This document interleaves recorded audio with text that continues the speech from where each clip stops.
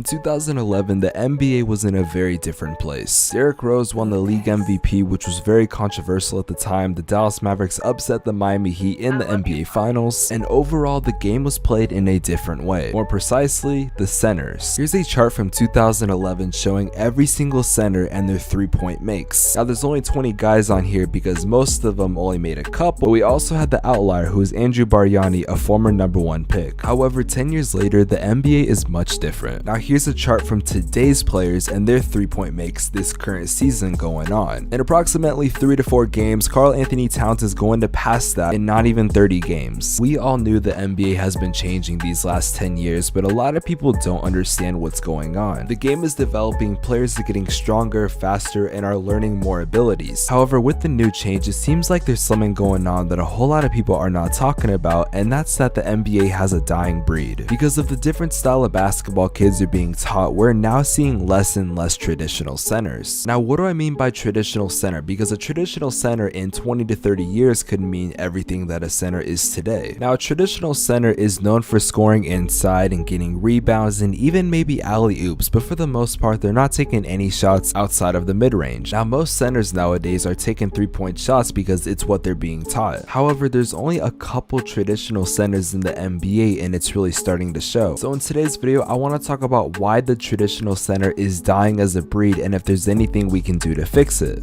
Yeah, I started from the bottom, had to make it up. People always talking to me like I never did enough. Gotta help my mama, had to pay the bills. Before we get into the video, if you guys could leave a like on it and subscribe to the channel if you're new and notifications on. I'm trying to hit 5,000 subscribers on this channel by the end of the year, and your subscription would be greatly appreciated. Let's get into the video. Now, when I think traditional center, the first person that comes to mind is Deandre Ayton, because Deandre Ayton isn't really taking anything outside of a mid-range. He can score inside. In fact, he's really good at it. He doesn't need to be the main center of attention when it comes to the offense. He can set screens, catch alley-oops. He's really good at blocking the basketball, a good rebounder. And when I think of those criterias, I think of guys like Deandre Ayton. However, another popular center that a lot of people think is better than Deandre Ayton, and I would personally agree with, is Rudy Gobert, who can do everything that Deandre Ayton can, but to some people he does it a lot better. I mean, he has the accolades for it and he definitely has the stats for it. However, I will say that I do believe that Rudy Gobert has his flaws, but for the most part he plays as a traditional center. With today's guys, you see people like Jokic and Embiid where they need to be the main part of the offense or else they're not going to do well. Embiid is the 76ers main player. Of course, they have some nights where they have better scores, but for the most part he's doing all the work. Nikola Jokic is the MVP right now because he's the main part of the offense and he controls everything. He's a point guard in a center's body. Now, don't get me wrong, Rudy Gobert and Deandre Ayton are not the only two traditional centers in the NBA right now. In fact, there's probably around 10 to 20 left if we're thinking about role players and the other guys I haven't mentioned. However, 10 years ago, the traditional center was the gold standard to be a center. Shot blocking and rebounding and setting screens, that's what being a center was all about. Nowadays, you have to do every single thing that every other position can do and do everything a center has to do. Now, I just did a video where I talked about Nikola Jokic, and no, he's not a traditional center, but he's still really good and I love watching him. I'm not even saying that this is fully a bad thing in the NBA, but I'm just saying it how it is. No one sees Rudy Gobert or Deandre Ayton or Clint Capella as a top center, only because they're stuck as a traditional center. Now, Deandre Ayton is young, so he could eventually get to a better spot where maybe he's the best center in the NBA at one point. And who knows, maybe one day Deandre Ayton is gonna have to learn to start shooting threes. Now, the reason why the traditional center is dying, just because, like I said, it's not being taught as much. Now, I personally know people that have been recruited by college recruits, and a lot of the things that they said that they needed to have was a jump shot. It was something that a lot of recruits were looking for, and if they couldn't shoot the ball efficiently, they probably wouldn't even look at them unless they were like 7 foot, which I personally don't think is right. I honestly do believe that if you're a skilled basketball player, whether you don't have a jump shot or not, you should still get recruited. However, that is also a skill you can develop within these next couple years. Now, one reason why the traditional center is dying, just for the straight up fact that centers in itself are kind of a dying position. A lot of power forwards are being moved to center, or we're seeing certain lineups or teams are going small. Now, don't get me wrong, I don't think there's going to be a point in the NBA where the center doesn't exist anymore. I think centers are always going to be in the NBA, but I'm just saying that we're not seeing a whole lot of straight up centers anymore. I mean, we have guys like PJ Tucker who in a small ball lineup at 6'7" can play the center position. And of course there's guys like Anthony Davis who is 6'10" and damn well could play center if he wants to. However, when it comes to center being the best player on their team, it really doesn't seem like that there's that many teams that have that left. Besides Nikola Jokic and Joel Embiid, there's really not that many centers that are the best player on their team. And there's especially not a whole lot of centers that are the #1 scorer on their team. Now, as far as going about trying to save the center position, I really don't know if that's actually going to happen. Like I've been saying throughout this whole video, a lot of kids are being taught that you need a jump shot to play the game of basketball no matter what position you are. Most people that have longer and lankier arms like centers are traditionally and statistically not that good at shooting. And like anything in life, when you're not good at it, you have to work on it and develop your skill. I also do know that in some outside areas of the US, kids are taught at a young age to shoot the basketball, not just because of the NBA and how it's changing, but it's just how they were taught. So that could legitimately also be another reason why we're seeing like Europeans and Australians shooting the basketball at an efficient rate. Basketball doesn't popularize the traditional center. It doesn't really make it seem like it's pretty, and casuals just think they're boring or it's not good basketball. So within the next 10 to 20 years, maybe we're not going to have centers that are traditional anymore, and instead all centers are going to need to shoot. And if you're a center that can't shoot the basketball, you're going to get the Ben Simmons treatment. I know the Ben Simmons situation is a whole lot different, but I'm just trying to give an example. Some people say basketball is getting softer, or that shooting is the main point of basketball, so there's no need to be a traditional center. And while some of that might be true, I still think it's important for every team to at least have that one guy that can play the traditional center role, whether he's one of their best players or just a role player. However, I think it is very much important that we keep the traditional center role alive. Basketball is changing, and it's going to change in these next 10 to 20 to even 30 years. When we think of centers that are the greatest of all time, we think of guys like Shaq, Hakeem, David Robinson, Bill Russell, Kareem, and all those guys were traditional centers. So I gotta ask the question, in 10 to 20 years, will all these centers like Embiid and Jokic, if they have good careers, are they gonna end off as top 10 centers? Are we only gonna look at the 7-foot dominant guys who played center back in the day that could not shoot the basketball but were just known for getting in the paint and slamming it in someone's face? Or are we gonna look at Nikola Jokic, who has changed the game of basketball? And if he plays at the rate he is right now, then maybe in 10 to 20 years he'll be considered one of the best centers of all time. Of course, I want you guys in the comment section to let me know, do you guys think the traditional center is dead, or if it's gonna eventually come back within these next couple years? And while you're down there, you might as well go to the subscribe button and click that. And ladies and gentlemen, if you guys did enjoy this, make sure you do leave a like on this and subscribe with notifications on. With that being said, I'll see you guys in the next video. Have an amazing day, take care, cue the outro.